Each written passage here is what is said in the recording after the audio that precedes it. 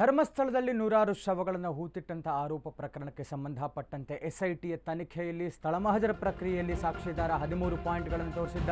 ಅದರಲ್ಲಿ 6 ಪಾಯಿಂಟ್ಗಳನ್ನು ಅಗೆಯಲಾಯಿತು. 6ರಲ್ಲಿ ನಿನ್ನೆ ಅಸ್ಥಿಪಂಜರ ಪತ್ತೆ ಆಯಿತು. ಇದೀಗ ಎಫ್ಎಸ್ಎಲ್ ತನಿಖೆಯಲ್ಲಿ ಬಯಲಾಗುತ್ತಾ ಸಾವಿನ ರಹಸ್ಯ. ದಟ್ಟಕಾಡಿನ 6ನೇ ಪಾಯಿಂಟ್ನಲ್ಲಿ ಅವಶೇಷ ಪತ್ತೆಯಾಗಿದೆ. ತಲೆಬುರುಡೆ ಮತ್ತು ಮೂಳೆಗಳ ಸಂಗ್ರಹಿಸಿರುವಂತಹ ಎಸ್ಐಟಿ ಶವ ಹೂತಿಟ್ಟಿರುವಂತಹ ಆರೋಪಕ್ಕೆ 6ನೇ ಪಾಯಿಂಟ್ನಲ್ಲಿ ಟ್ವಿಸ್ಟ್ ಸಿಕ್ತು. ನಿನ್ನೆ ಧರ್ಮಸ್ಥಳದ ಈ ಒಂದು ಪ್ರಕರಣಕ್ಕೆ ಸಂಬಂಧಪಟ್ಟಂತೆ 13ರಲ್ಲಿ 6ಅನ್ನು ಅಗೆಯಲಾಯಿತು. 6ನೇ ಪಾಯಿಂಟ್ನಲ್ಲಿ ಸಾವಿನ ರಹಸ್ಯ ಬಯಲಾಗುತ್ತಾ ಇದೀಗ. ಎಫ್ಎಸ್ಎಲ್ ರಿಪೋರ್ಟ್ಸ್ನಲ್ಲಿ ದಟ್ಟಕಾಡಿನ 6ನೇ ಪಾಯಿಂಟ್ನಲ್ಲಿ ಅವಶೇಷ ಪತ್ತೆಯಾಗಿದೆ. ತಲೆಬುರುಡೆ ಮತ್ತು ಮೂಳೆಗಳನ್ನು ಸಂಗ್ರಹಿಸಿಕೊಂಡಿದ್ದಾರೆ ಎಸ್ಐಟಿಯವರು. ಈತನೇ ತೋರಿಸಿದ್ದಂತಹ 13 ಪಾಯಿಂಟ್ಗಳಿತ್ತು ನೇತ್ರಾವತಿ ಸ್ನಾನಘಟ್ಟದ ಅರಣ್ಯ ಪ್ರದೇಶದಲ್ಲಿ. ಅಲ್ಲಿ ಸಮಾಧಿ ಅಗೆಯುವಂತಹ ಪ್ರಕ್ರಿಯೆಯನ್ನು ಆರಂಭಿಸಿದರು ಎಸ್ಐಟಿ ಅಧಿಕಾರಿಗಳು. ಒಂದು 60ಕ್ಕೂ ಹೆಚ್ಚು ಕಾರ್ಮಿಕರನ್ನು ಕರೆಸಿಕೊಂಡು ಮ್ಯಾನ್ಯುಯಲಿ ಹರೆ ಪಿಕಾಸಿಯನ್ನು ಹಿಡಿದು ಅಗೆಯುವಂತಹ ಪ್ರಕ್ರಿಯೆಯನ್ನು ಆರಂಭ ಮಾಡಿದ್ರು. ಮೊನ್ನೆ ಮತ್ತು ಆಚೆ ಮೊನ್ನೆ ಅಗೆದಂತಹ 5 ಪಾಯಿಂಟ್ಗಳಲ್ಲಿ ಯಾವುದೇ ಥರದ ಒಂದು ಸಾಕ್ಷ್ಯ ಸಿಕ್ಕಿರಲಿಲ್ಲ. ಬೇಕಾದಷ್ಟು ಪರವಿರೋಧ ಚರ್ಚೆಗಳು ಆಗಾಗಲೇ ಹುಟ್ಕೊಂಡ್ಬಿಟ್ಟಿತ್ತು. ಮತ್ತು ನಿನ್ನೆಯ ಒಂದು ತಿರುವೇನಿತಿ ಈ ಒಂದು ಪ್ರಕರಣದಲ್ಲಿ 6ನೇ ಪಾಯಿಂಟ್ನಲ್ಲಿ ಇವರಿಗೆ ಸಿಕ್ಕಂಥದ್ದು ದೇಹದ ವಿವಿಧ ಭಾಗದ 8 ಮೂಳೆಗಳು, ತಲೆಬುರುಡೆ ಮತ್ತು ಅಸ್ಥಿಪಂಜರ. ಇದು ಎಲ್ಲೋ ಒಂದು ಕಡೆ ಇಡೀ ಪ್ರಕರಣಕ್ಕೆ ಟ್ವಿಸ್ಟ್ ಕೊಡೋದಕ್ಕೆ ಶುರುವಾಯಿತು. ಏನಾದರೂ ಸತ್ಯತೆ ಇದೆ ಅನ್ನುವಂಥ ಒಂದು ಊಹೆ ಶುರುವಾಯಿತು. ಹೀಗಾಗಿ ಎಫ್ಎಸ್ಎಲ್ ತನಿಖೆಗೆ ಹೋಗಿರುವಂಥದ್ದು ಎಸ್ಐಟಿ ಅಧಿಕಾರಿಗಳಲ್ಲಿ ಸಿಕ್ಕಂತಹ ಎಲ್ಲ ಮೂಳೆಗಳು, ಅಸ್ಥಿಪಂಜರ ಎಲ್ಲವನ್ನೂ ಕೂಡ ಕಲೆಕ್ಟ್ ಮಾಡಿಕೊಂಡಿದ್ದಾರೆ. ಈಗಾಗಲೇ ಅದು ಎಫ್ಎಸ್ಎಲ್ ವರದಿಗೆ ಹೋಗ್ತಾ ಇದೆ. ಅಂತಿಮ ವರದಿ ಬರಬೇಕಾಗಿದೆ.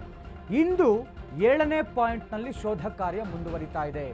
ನಿನ್ನೆ 6ನೇ ಪಾಯಿಂಟ್ನಲ್ಲಿ 12 ಮೂಳೆಗಳು ಮತ್ತು ತಲೆಬುರುಡೆ ಪತ್ತೆ ಆಗಿತ್ತು. ಕೈ ಕಾಲಿನ 2 ಮೂಳೆ ಸೇರಿದಂತೆ ಇತರ ಸಣ್ಣ ಮೂಳೆಗಳು ಪತ್ತೆ ಆಗಿತ್ತು. ಸುಮಾರು 12 ಮೂಳೆಗಳನ್ನು ಸಂಗ್ರಹಿಸಿಕೊಂಡಿರುವಂತಹ ಎಸ್ಐಟಿ ಅಧಿಕಾರಿಗಳು. ಮೂಳೆಗಳ ಬಗ್ಗೆ ಪ್ರಾಥಮಿಕ ಮಾಹಿತಿ ಸಂಗ್ರಹಿಸ್ತಾ ಇರುವಂತಹ ಎಸ್ಐಟಿ 6ನೇ ಪಾಯಿಂಟ್ನಲ್ಲಿ ಪತ್ತೆಯಾಗಿರುವಂತಹ ಮೂಳೆಗಳು ಯಾರದ್ದು ಅನ್ನುವಂಥದ್ದು ಬಯಲಾಗಬೇಕಾಗಿದೆ.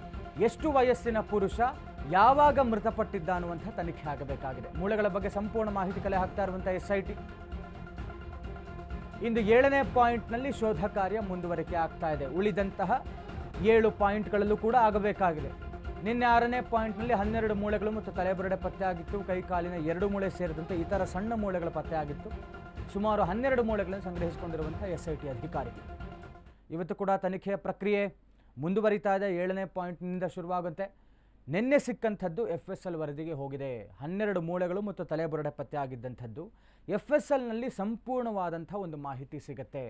ಅದು ಪುರುಷರದ್ದ, ಮಹಿಳೆಯದ್ದ, ಜೊತೆಗೆ ಎಷ್ಟು ವರ್ಷ ಹಳೆಯದ್ದು ಮತ್ತು ಒಂದಷ್ಟು ಕ್ರಾಸ್ ವೆರಿಫಿಕೇಷನ್ಸ್ ಈತ ಸಾಕ್ಷಿದಾರನ ಜೊತೆಗೂ ಆಗುತ್ತೆ. ಯಾಕೆ ಅಂತ ಹೇಳಿದ್ರೆ ಈತನೇ ಹೂತಿಟ್ಟಿರುವುದರಿಂದ ನಿಮಗೆ ಹೆಣ ಸಿಕ್ಕಾಗ ಯಾವ ಅವಸ್ಥೆಯಲ್ಲಿತ್ತು, ಯಾವ ಪರಿಸ್ಥಿತಿಯಲ್ಲಿತ್ತು, ಅದು ಮಹಿಳೆಯದ್ದ, ಪುರುಷರದ್ದ, ಅಥವಾ ದೇಹದ ಅಂಗಾಂಗಗಳ ಮೇಲೆ ಏನಾದರೂ ಮಾರ್ಕ್ ಆಗಿತ್ತಾ, ಯಾವುದಾದ್ರೂ ರೀತಿ ಒಂದು ಅಟ್ಯಾಕ್ ಆಗಿತ್ತಾ, ಅಥವಾ ಬೇರೆ ರೀತಿಯಾಗಿ ಏನಾದ್ರು ಆಗಿತ್ತಾ ಅನ್ನುವಂಥದ್ದು ಕ್ರಾಸ್ ವೆರಿಫಿಕೇಷನ್ ಸಾಕ್ಷಿದಾರನ ಜೊತೆಗಾದರೆ ಎಫ್ಎಸ್ಎಲ್ ಅವರು ಕೂಡ ಒಂದಷ್ಟು ತನಿಖೆಯನ್ನು ಮಾಡಿ ವರದಿಯನ್ನು ಕೊಡ್ತಾರೆ.